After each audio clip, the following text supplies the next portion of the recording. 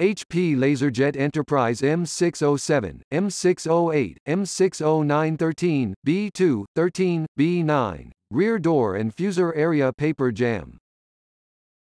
Use the following procedure to clear paper jams in the rear door and fusor area. When a jam occurs, the control panel displays one of the following messages and an animation that assists in clearing the jam. Pull tray 2 completely out of the printer by pulling and lifting it up slightly. Remove any jammed or damaged paper. Reinsert and close the tray.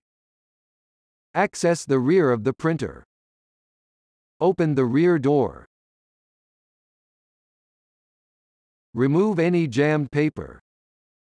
Remove the fusor by grabbing the two side latches and pulling the fusor straight out of the printer. Caution: the fusor can be hot while the printer is in use. Wait for the fusor to cool before handling it. Remove any jammed paper from the fusor opening. Reinstall the fusor.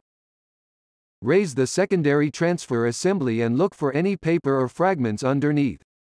Raising the transfer assembly. Lower the tray 2 roller access cover.